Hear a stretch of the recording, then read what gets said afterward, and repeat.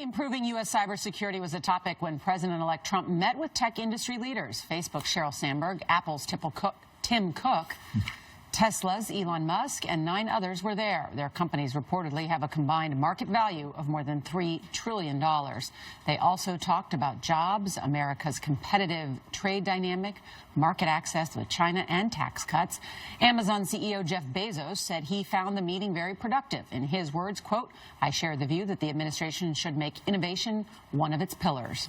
Mr. Trump's 2 eldest sons were at the tech summit. So was Ivanka Trump and her husband, Jared Kushner, who helped set up the meeting. The president-elect has said he will separate himself from his business, letting his sons run it. A CBS News poll this morning finds 70% of Americans think Mr. Trump may still have conflicts of interest, even with his family in charge. Frank Luntz is a Republican strategist and CBS News contributor. He's been talking with members. Obamacare, what he will need for tax reform.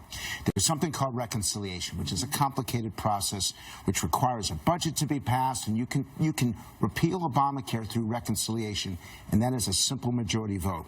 But for almost everything else that Donald Trump wants, he needs 60 votes, and that means 8 Democrats have to break party ranks. There are about a dozen who are more independent, who are willing to buck their leadership. The question is, how far do they go? Will this be like 1980 with Ronald Reagan, where he got a considerable number of Democrats in both the House and Senate, or will it be closer to what Obama had to face when Republicans basically presented a wall and did not cooperate? The Obama administration certainly didn't think they got cooperation. Do you think the Democrats are indicating to you that they're willing to cooperate? They're nervous about it. They're nervous because they think that there could be retribution from their own colleagues in the Senate, and they're nervous about the backlash. We are approaching Christmas, but there's no Christmas spirit in politics right now. Do I remember that Republicans were upset when Obama talked about using reconciliation? Yes. and the amazing thing is that politics, it repeats itself. So the question is, do you have a Bill Clinton situation where he and Republicans got along? Do you have a Reagan-Tip O'Neill situation? Or do you have Obama-Republican situation where it didn't work? Well, let's back up a minute.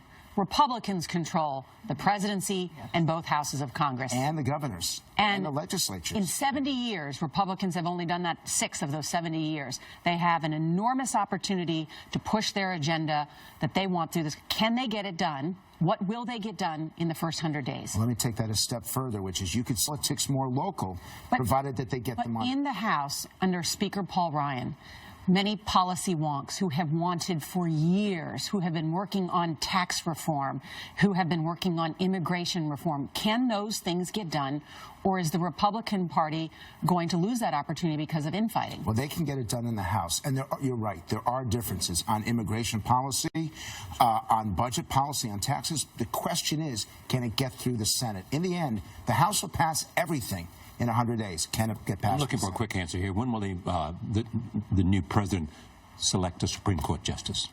It will be within the first 2 weeks. I believe it will be within the first 2 weeks, and I think there will actually be 2 picks within the next year based on who's hiring clerks and who isn't. Thank you, Frank. Interesting. Thank you. Frank, thank you.